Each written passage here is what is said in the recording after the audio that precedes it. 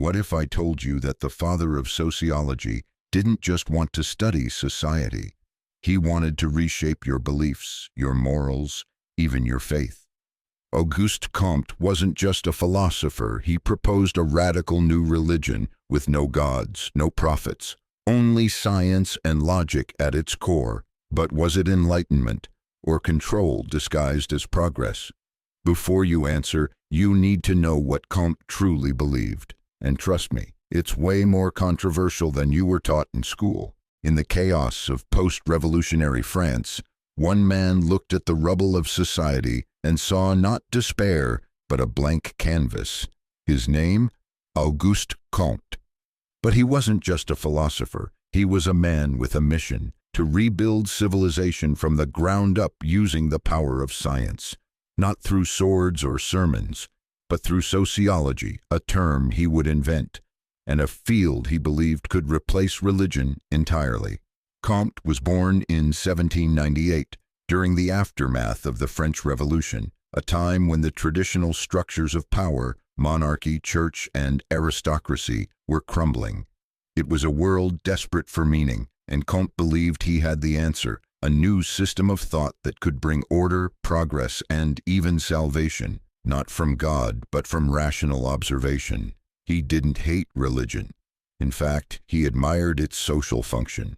Religions brought people together, gave them purpose, and created moral frameworks. But Comte believed that religion had reached its expiration date. Humanity, in his view, had gone through 3 stages of development. The theological stage, where people explained the world through gods, the metaphysical stage, where abstract principles reigned, and finally the positive stage, where science and empirical observation would dominate. And here's where it gets provocative. Comte didn't just theorize this, he preached it. He imagined a new kind of religion, not one based on myths, but on scientific understanding. He called it the religion of humanity. Yes, you heard that right. A religion with no supernatural beings, where the central figure of worship was humanity itself. In this new faith, priests would be scientists, churches would become temples of humanity. The calendar would be restructured, saints replaced with historical thinkers and heroes of progress. And the ultimate goal, to inspire moral behavior, unity, and a collective mission without relying on a god. Comte wasn't just replacing theology, he was crafting a spiritualized science, one that offered ritual, symbolism, and purpose, but grounded in what he saw as rational truth. To some, this made him a genius. To others, it made him dangerous.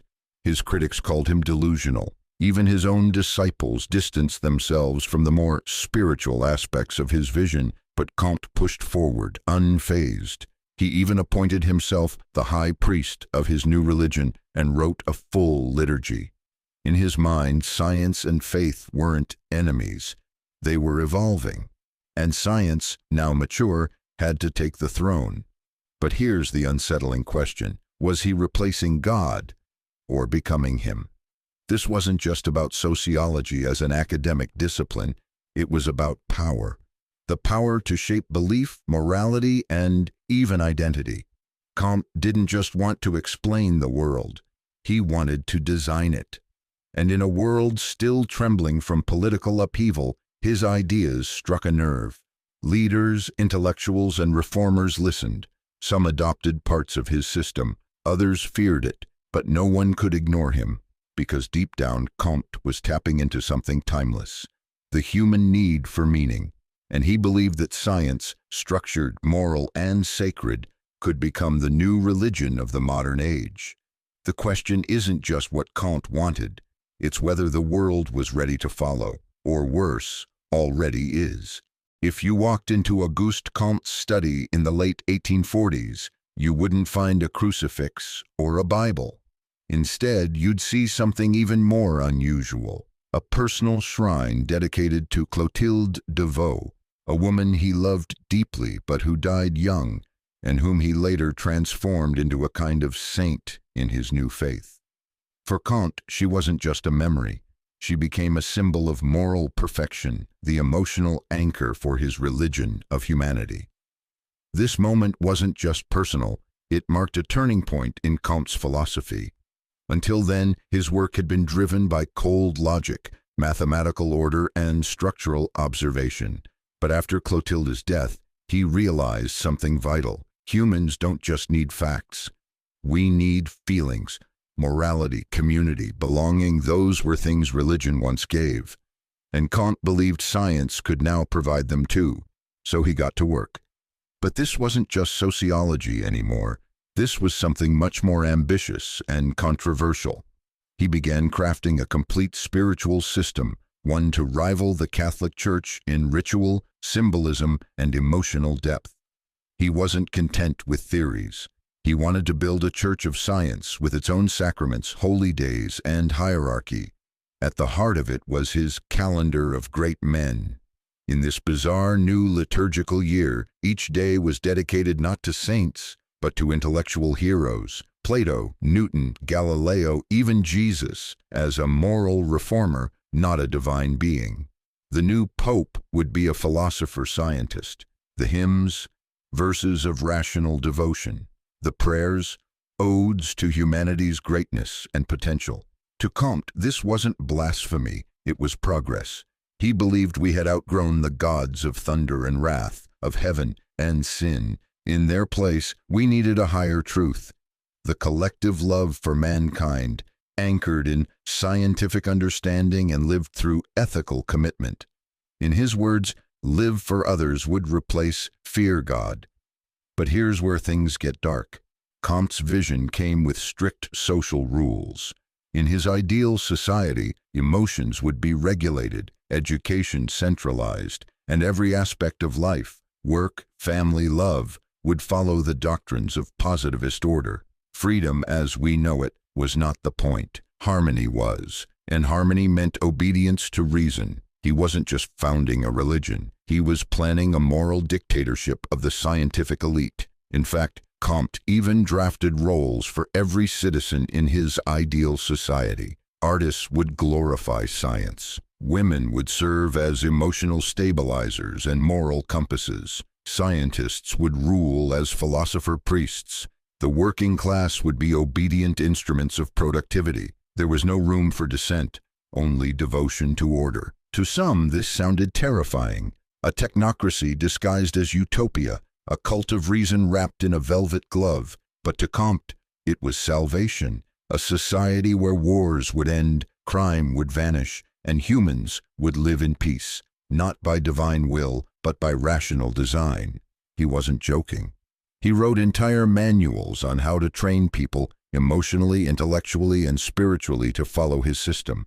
He even designed uniforms for positivist priests and envisioned temples of humanity in every major city. So yes, Auguste Comte didn't just want to study society, he wanted to govern the soul. But the question remains, was this visionary or megalomaniacal?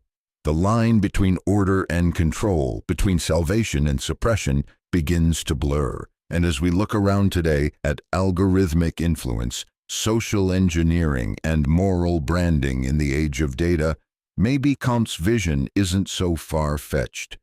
Because when society becomes the object of worship and science becomes the priesthood, who gets to write the rules and who gets left behind?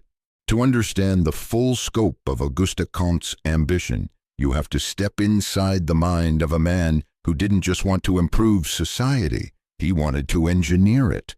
And in Comte's blueprint, there was little room for the unpredictable, the rebellious, or the irrational. He believed that science, if properly institutionalized, could regulate not only economies and politics, but also human emotions and personal identity. Sound extreme? That's because it was. In Comte's imagined society, every element of human life would be classified, ordered, and guided by a scientific priesthood.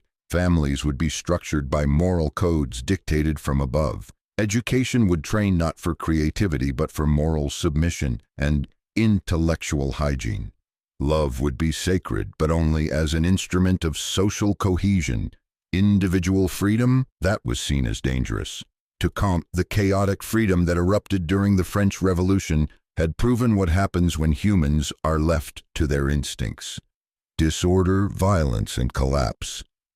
His solution wasn't liberty, it was moral discipline under the rule of reason. In fact, Comte went as far as to propose that imagination should be controlled. Artists and writers were only valuable if they promoted positivist ideals.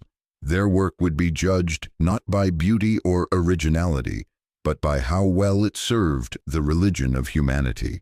This wasn't some fringe dream. Comte genuinely believed his system could be implemented worldwide.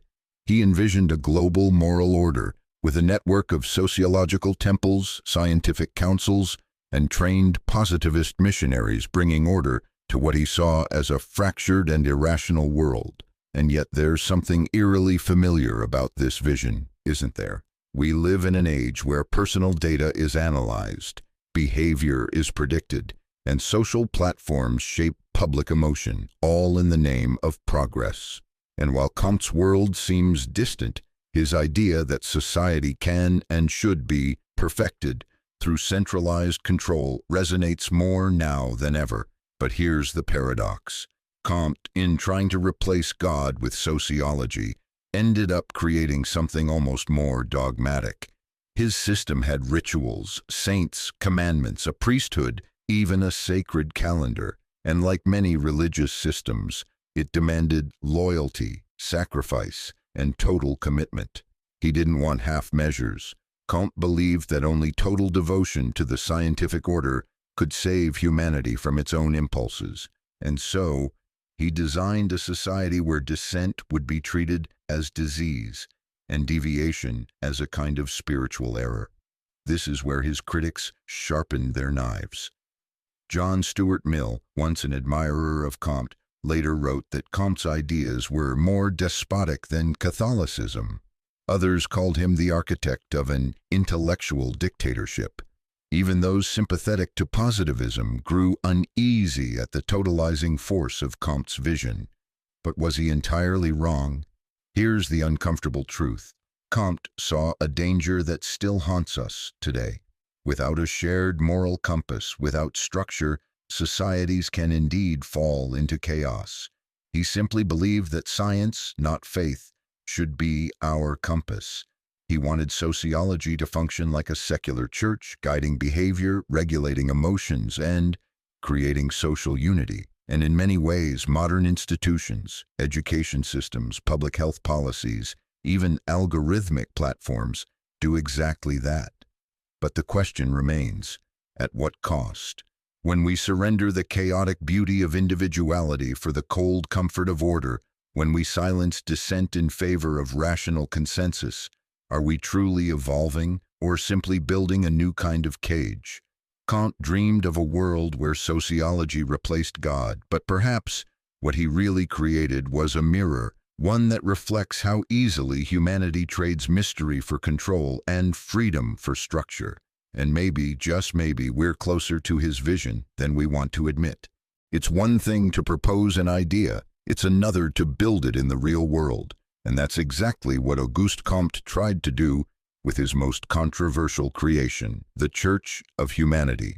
Yes, it existed, not just in theory, but in brick, ritual, and creed.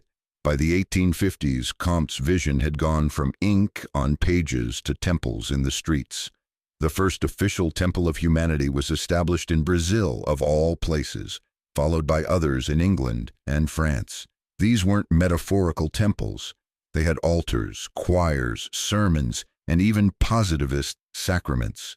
Inside, believers gathered not to worship a god, but to celebrate human progress, moral duty, and scientific order. The religion of humanity offered baptisms, marriages, and funerals, each reimagined without any reference to the supernatural. A funeral, for example, would be a ceremony to honor the deceased's contribution to human progress. A wedding would symbolize not the union before God, but the couple's commitment to serve society as a moral unit. There were no Bibles, but there were scriptures. Comte's own writings served as sacred texts.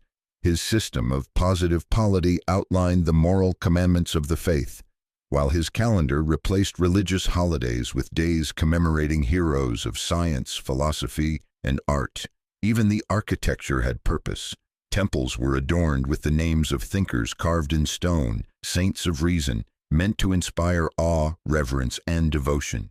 Visitors would walk beneath the gazes of Socrates, Descartes, Newton, and, of course, Comte himself. But what were people actually believing? That's where it gets interesting. They weren't pledging loyalty to a supernatural being. They were committing to a moral framework rooted in science. A new kind of sacredness, where the object of worship wasn't a deity, but human potential, where spiritual progress meant participating in collective improvement, and where personal salvation came through service to the whole. This was Comte's genius, and his most troubling feature. He understood that humans crave ritual, transcendence, and belonging. Religion, he believed, had mastered those tools. So instead of rejecting them, he adopted and repurposed them, using them to elevate sociology from a discipline to a belief system. But here's the twist. Comte didn't see this as manipulation. He saw it as necessary evolution. He believed religion had once served a purpose, uniting tribes, shaping moral codes, providing psychological comfort. But in an age of reason, traditional religion had become obsolete. The sacred, he believed, needed to evolve, not disappear. That's why he called his system a religion at all. He wasn't being ironic. He genuinely thought humanity was ready to worship itself, not in narcissism, but in reverent commitment to progress. And for some, it worked. In parts of Europe and South America, positivist churches drew small but dedicated followings. Civic rituals were restructured around Comtean holidays. Teachers adopted positivist curricula. Governments even referenced his ideas when designing secular policies. But the movement never truly took off. Why? Because at its heart, it lacked one thing traditional religions offered: mystery. Comte's Church of Humanity had beauty, order, and moral direction, but it lacked the emotional surrender, the sense of the infinite, the awe that comes not from understanding, but from wonder. And ironically, in trying to replace God, Comte had created a system that felt a little too human. Over time, positivist temples faded. The rituals lost relevance, the calendar gathered dust. And yet, the seed had been planted. Today, we still speak of faith in science. We still gather around figures of authority, chant the mantras of progress, and uphold shared moral narratives rooted in data and reason. In ways Comte never imagined, the spirit of his Church of Humanity lives on, not in buildings, but in institutions, policies, and cultural values. So maybe the religion didn't die. Maybe it just changed clothes. And the real question is, are we still following it without even realizing? More than 150 years after his death, Auguste Comte remains a paradox, praised as the father of sociology, yet dismissed by many as an eccentric zealot. Some call him a pioneer of modern thought. Others see a prophet who lost himself in his own doctrine. But whether admired or feared, one thing is clear. Comte saw something the rest of us missed. He didn't just study society. He anticipated where it might go. Comte predicted that humanity would outgrow supernatural religion, not by rejecting it outright, but by replacing its functions. He believed that morality, belonging, and even transcendence could emerge from rational systems, that the sacred could be secularized, that community could be engineered, and that science would become the new faith. It sounded wild in the 1800s. Today, it doesn't feel so far-fetched. Look around. We live in a world where data dictates decisions, where algorithms guide behavior, where scientific language frames our morality. Public trust is given to the experts. Institutions speak in absolutes, and many people look to science not just for answers, but for meaning. We don't pray to Newton, but we quote him like scripture.